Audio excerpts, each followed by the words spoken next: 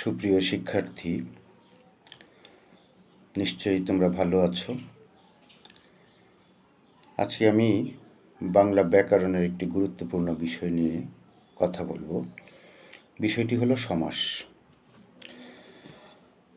সমাসের প্রতি অনেক ছাত্রছাত্রীর একটা ভয় থাকে, কারণ অনেককেই বলতে শুনেছি সমাস শিখতে লাগে 6 মাস। কথাটা কিন্তু মোটেও ঠিক নয়। কিছু কলা কৌশল আছে ব্যাকরণের, সেই কলা কৌশলগুলো জেনে নিলেই সমাস সহজেই আয়ত্ত করা যায়। তারপর প্রথমেই যে বিষয়টা আলোচনা করব, সেই সমাসের কিছু সমার্থক শব্দ আছে। যেমন সমাস অর্থ সংক্ষেপ করা বা সংক্ষেপণ, তারপরে সমাস অর্থ একপদীকরণ, সমাস অর্থ পদের মিলন। যেমন আমি যদি একটি উদাহরণ দিই, মৌ সংগ্রহ করে যে মাছি, মৌমাছি। এখন এই মৌ সংগ্রহ করে যে মাছি, এত বড় একটি বাক্য, এখানে 5টি পদ আছে। এই 5টি পদকে আমি এক পদে পরিণত করলাম, সেটা হলো মৌমাছি দ্বারা। তার মানে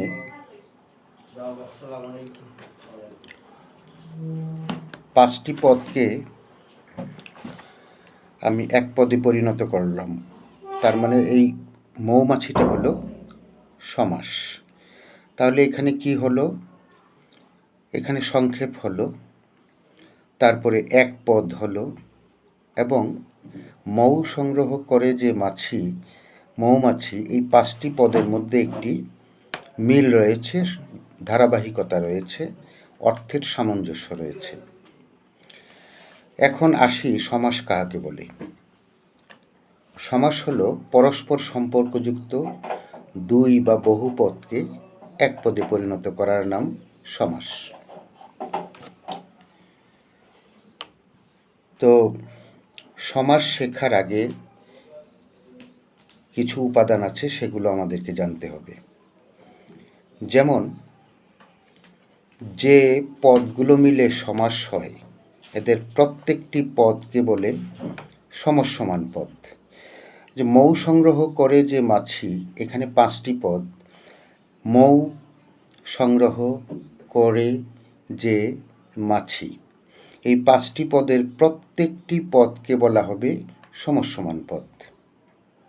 এবং এই 5টি পদ মিলে একটি বাক্য হয়েছে, এই বাক্যটাকে বলা হবে ব্যাস বাক্য, অথবা বিগ্রহ বাক্য, অথবা সমাস বাক্য। এবং এই 5টি পদ মিলে যে একটি এক পদে আমি পরিণত করলাম, সেটা হলো মৌমাছি, এটাকে বলা হয় সমস্ত পদ। তাহলে আমরা জানলাম সমসমান পদ, ব্যাস বাক্য এবং সমস্ত পদ। আরেকটা বিষয় হলো সমাসবদ্ধ পদ, অর্থাৎ সমস্ত পদ অথবা ব্যাস বাক্য, এর প্রথম পদটিকে বলা হবে পূর্বপদ, শেষের পদটিকে বলা হবে উত্তর পদ বা পরপদ, এবং মাঝখানে একটি থাকুক অথবা একাধিক পদ থাকুক, এদেরকে বলা হবে মধ্যপদ। তাহলে এই প্রাথমিক বিষয়গুলো যদি কারো জানা থাকে, কোনো শিক্ষার্থীর জানা থাকে, তাহলে তার জন্য সমাসটা খুব সহজ হবে। এখন সমাস 6 প্রকার: দ্বন্দ্ব সমাস, তৎপুরুষ সমাস, কর্মধারয় সমাস, বহুব্রীহি সমাস, অব্যয়ীভাব সমাস, দ্বিগু সমাস। এই 6 প্রকার সমাস। তবে সমাস শেখার আগে আমি 3 লাইনের একটি ছন্দ দিয়ে কিছু কথা সাজিয়েছি, এই কথাগুলো মাথায় রাখতে হবে।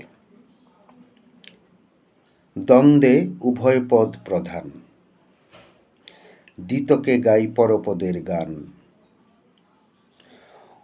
বহুব্রীহিতে নতুন অর্থ তার, অব্যয়ীতে প্রথম পদ বলেন নেহাল স্যার। দ্বন্দ্ব সমাসে উভয় পদ প্রধান থাকবে, মাঝখানে ও, আর এবং এই ধরনের অব্যয় পদ দেখা যায়। দ্বিতক মানে দ্বিগু তৎপুরুষ কর্মধারে, সংক্ষেপে হলো দ্বিতক। এই তিনটা সমাসে সবসময় পরপদ প্রধান থাকবে। বহুব্রীহিতে পূর্বপদ এবং পরপদ কোনোটার অর্থই বুঝাবে না, বুঝাবে একটি নতুন অর্থ। আর অব্যয়ীতে থাকবে প্রথম পদ বা প্রথম পদের প্রাধান্য। এই হলো সংক্ষেপে সমাসকে ছন্দের মাধ্যমে আবদ্ধ করা বা ধারণ করা। তো আমি এইভাবেই আজকে প্রথম পর্ব আমি এইভাবে ধারাবাহিকভাবে প্রায় প্রতিদিনেই বা একদিন অন্তর অন্তর এই গুরুত্বপূর্ণ টপিক সমাস এটা নিয়ে আমি আলোচনা করব। শিক্ষার্থীরা, আমার একটি পেজ আছে শুধু নেহাল হাফিজ নামে ইংরেজিতে, এবং ইউটিউবে আমার একটি চ্যানেল খোলা আছে, নীল বুতামের কাব্য, বাংলায় নীল বুতামের কাব্য। আমি দুটোতেই লিঙ্ক দিয়ে রাখবো আমার প্রতিটি ক্লাসের, প্রতিটি আলোচনার। যাদের ইচ্ছা তারা ইচ্ছা করলে ভিজিট করে আসতে পারো। আর এই ক্লাসগুলো মনোযোগ দিয়ে শুনলে আশা করি সমাসের কোনো ঝামেলা থাকবে না ইনশাল্লাহ। ধন্যবাদ সবাইকে।